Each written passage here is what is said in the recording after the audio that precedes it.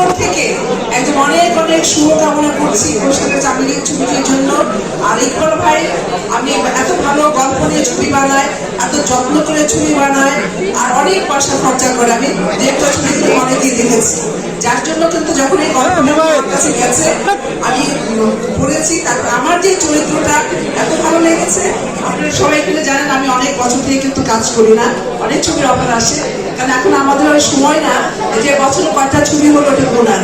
হ্যাঁ, বছরে 1-2টা ছবি করতে পারি যদি চরিত্র ভালো হয়, গল্প ভালো হয়, ডাইরেকশন ভালো হয়। তবে এই গল্পটা মানে এত সুন্দর একটা গল্প, এটা একদম ভাই তো একদম কি বলবো, এটা তো নতুন করে বলার কিছু নাই। উনি একদম পরীক্ষিত একজন পরিচালক, একজন প্রযোজক। আমি মানে জন্য আমার অনেক অনেক শুভকামনা। আর আপনার গুলশানের চামেলির জন্য রইল অনেক অনেক শুভকামনা।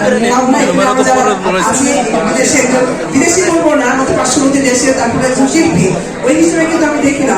শিল্পী মানে সে দেশের হোক না যেন আমরা শিল্পী, এখানে কোনো দেশ বিদেশ জাত বিভেদ নাই। আমি মনে করি আমরা যারা এখানে সবাই আছি, ছেলেরা মেয়েরা, আমরা মিলেমিশে কাজ করবো, আর ছবিটা যেন ভালো হয়, একদম কি বলবো যে ব্যবসা সফল হয় এই কামনা করবো। আপনারা দোয়া করবেন, ধন্যবাদ। আর আপনারা যারা মিডিয়ার লোক আছেন সবসময় কিন্তু সুন্দর সুন্দর প্রচার করবেন, আপনার সাথে থাকবেন। ধন্যবাদ, থ্যাংক ইউ। এটুকু জানি যে গুলশানের চামেলি কিন্তু সামনে যে 4 জন আছে এরা কিন্তু সিম্বল, কিন্তু আসলে গুলশানে অনেক পুরুষ চামেলি আছে, অনেক ব্যবসায়িক আছে, খালি এটা না, অনেক বড় বড় মানে চামেলি নামটা ওদের কি মনে করবি না যারা ফিমেল। এই ছবিতে অনেক বড় ব্যবসায়ী আছে, যারা অসাধু ব্যবসায়ী, অসাধু মানুষ, অনেক ক্যারেক্টার আছে। মূল সব চামেলি শব্দটা একটা সিম্বলিক শব্দ ব্যবহার হচ্ছে।